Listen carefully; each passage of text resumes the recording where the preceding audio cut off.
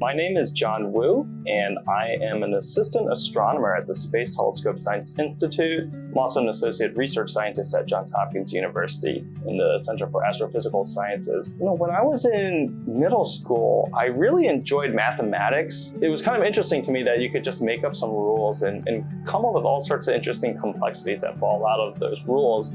As a scientist and astronomer, I'm interested in studying things outside of our world. I actually focus on how other galaxies form and how they evolve. Large galaxies, like our own Milky Way, are actually surrounded by orbiting smaller galaxies. We call these satellite galaxies. There's a lot of astrophysics theory that tells us how many of these sensitive or fragile galaxies there should be out there. The trouble is that they're really hard to actually find because they're faint. We need better observations to challenge sort of the theoretical perspectives, to give constraints on them. What I've done is use machine learning to verify what fraction of these are real dwarf galaxies and what fraction of these are just background unrelated things. And so with these machine learning methods, I've really increased the number of these dwarf satellite galaxies that we can study by 100-fold.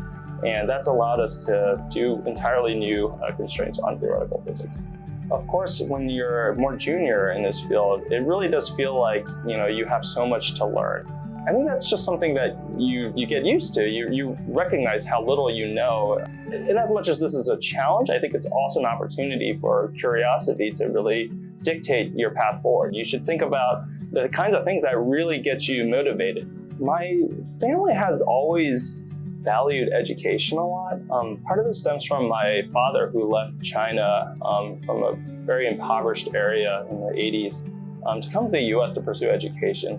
And throughout my life, he has always emphasized that pursuing things that make you curious, pursuing knowledge just for the sake of trying to understand and push the frontier of what humanity is able to do is a noble cause. But he was always such a big believer in me, and I think he was always very encouraging about not just the fact that I was putting in the hard work and that things would eventually pay off, but also just that I was enjoying what I did, and that's really what mattered. I think this award really shows that his confidence in his dream of what we should be pursuing, that stays alive through me. I'm so proud that that I can actually showcase the kind of person that he was by receiving this award.